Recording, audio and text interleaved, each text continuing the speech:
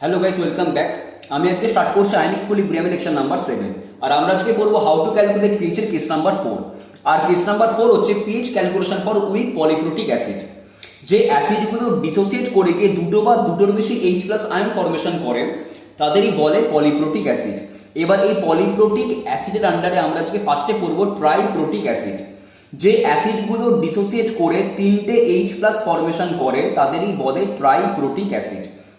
Example কি, যে অ্যাসিডগুলো H3A টাইপের সেগুলোই হচ্ছে ট্রাইপ্রোটিক অ্যাসিড। মানে একটা এক্সাম্পল হচ্ছে কি ফসফরিক অ্যাসিড H3PO4। ঠিক আছে, এবার দেখো এই H3A ডিসোসিয়েট করে ফরমেশন করে H+ আর H2A মাইনাস আয়ন। আমরা ধরলাম এই ইকুইলিব্রিয়ামটার ইকুইলিব্রিয়াম কনস্ট্যান্ট হচ্ছে Ka1। এগেন এই H2A মাইনাস আয়ন ডিসোসিয়েট করে ফরমেশন করবে H+ আর Ha2 মাইনাস আয়ন। আমরা ধরলাম এই ইকুইলিব্রিয়ামটার ইকুইলিব্রিয়াম কনস্ট্যান্ট হচ্ছে Ka2। Again Ha2 minus ion dissociate করে ফরমেশন করবে H+ আর A3 মাইনাস আয়ন। আমরা ধরলাম এই ইকুইলিব্রিয়ামটার ইকুইলিব্রিয়াম কনস্ট্যান্ট হচ্ছে Ka3। তাহলে কনসেন্ট্রেশন অফ H+ কি হবে? Under root Ka1 into C। তাহলে concentration of H2A minus ion কি হবে? এটাও হবে under root Ka1 into C। Concentration of Ha2 minus equal হয় Ka2 এর সাথে, আর কনসেন্ট্রেশন অফ A3 মাইনাস হয় Ka2 into Ka3 by under root Ka1 into C। আমাদের এই চারটে ফর্মুলা মনে রাখতে হবে। তাহলে এই চারটে ফর্মুলা আমাদের মনে রাখলেই আমরা ট্রাইপ্রোটিক অ্যাসিডের কিন্তু পিএইচ ক্যালকুলেট করতে পারবো। ঠিক আছে, এবারে আমরা পড়বো ডাইপ্রোটিক অ্যাসিড। যে অ্যাসিডগুলো ডিসোসিয়েট করে গিয়ে দুটো H+ আয়ন ফরমেশন করে তাদেরই বলে ডাইপ্রোটিক অ্যাসিড। এক্সাম্পল কি, যে অ্যাসিডগুলো H2A টাইপের, মানে hydrogen sulphide, carbonic acid, sulphuric acid etcetera হলো। এবার দেখুন H2A ডিসোসিয়েট করে ফরমেশন করবে H+ আর Ha মাইনাস আয়ন। আমরা ধরলাম এই ইকুইলিব্রিয়ামটার ইকুইলিব্রিয়াম কনস্ট্যান্ট হচ্ছে Ka1।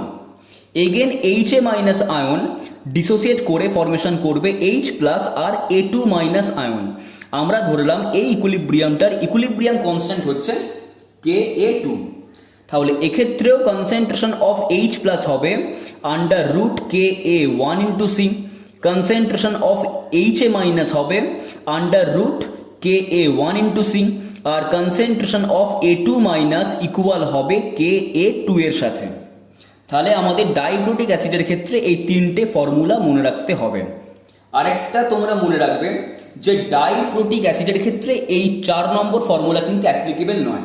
দেখো বাকি তিনটে ফর্মুলা কিন্তু দুটো ক্ষেত্রেই সেম হলো। তাহলে এই ফর্মুলাগুলো যদি মনে রাখো তাহলে উইক পলিপ্রোটিক অ্যাসিডের ক্ষেত্রে পিএইচ ক্যালকুলেট করতে কোনো রকম প্রবলেম হবে না। নাও লিখে নাও এটা। কোশ্চেন নাম্বার 1 দেখো, calculate the pH of a solution containing 0.01 molar weak polyprotic acid H2A whose Ka1 equal to 10⁻⁶ and Ka2 equal to 10⁻⁹. So we know that concentration of H+ equal to under root Ka1 into C। এখানে Ka1 হচ্ছে 10⁻⁶ আর concentration হচ্ছে 0.01। So আমরা এখান থেকে পাবো 10⁻⁸। So concentration of H+ আমরা পেলাম 10⁻⁴ molar. We know that pH equal to -log10 concentration of H+, so -log10 10⁻⁴। So আমরা pH পেলাম 4। Question number 2 দেখো, find pH of 0.1 molar phosphoric acid and also find concentration of H2PO4 minus, HPO4 2 minus and PO4 3 minus। বলে আমাদের K1 K2 K3 value ওরা আমাদের দিয়ে দিয়েছে। ঠিক আছে, we know that যে ফসফরিক অ্যাসিড কি একটা polyprotic acid. So concentration of H+ হবে under root Ka1 into C। So under root 10⁻³ into 0.1। So under root 10⁻⁴। So concentration of H+ আমরা পেলাম 10⁻² মোলার।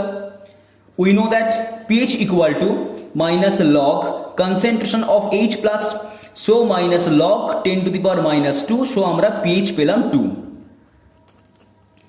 এবার আমাদের কাজ কি, concentration of H2PO4 minus calculate করা, এটারও তো formula same, under root Ka1 into C, তার মানে ভ্যালু আসবে 10⁻² মোলার।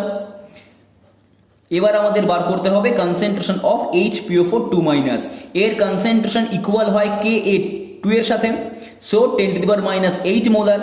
আর লাস্ট ওয়ান হচ্ছে কনসেন্ট্রেশন অফ PO4 3 মাইনাস, এটার ফর্মুলা ছিল Ka2 into Ka3 by under root Ka1 into C. So Ka2 হচ্ছে 10⁻8, Ka3 হচ্ছে 10⁻13, আর এটার ভ্যালু কত এসছে 10⁻², so 10⁻21 into 10 square, so 10⁻19 molar. নাও লিখে নাও। কোশ্চেন নাম্বার 3 দেখো, find concentration of H plus HCO3 minus CO3 2 minus of 0.025 molar carbonic acid. বলে ওরা আমাদের Ka1 আর Ka2 এর ভ্যালু দিয়েছে। তাহলে এখানে কার্বনিক অ্যাসিড কি, একটা weak polyprotic acid. So concentration of H plus কি হবে under root Ka1 into C, এখানে Ka1 কত 4 ইন্টু 10⁻7, আর সি হচ্ছে 0.025। তাহলে আমরা এখান থেকে পাবো under root 10⁻8, so concentration of H plus আমরা পেলাম 10⁻4 মোলার। নেক্সট, তাহলে কনসেন্ট্রেশন অফ HCO3 মাইনাস কি হবে, এটাও তো হবে under root Ka1 into C, তার মানে এটাও আসবে 10⁻4 মোলার। আর concentration of CO3 2 minus equal হবে Ka2 এর সাথে, তার মানে এর কনসেন্ট্রেশন হবে 7 ইন্টু 10⁻11 মোলার। নাও লিখে নাও।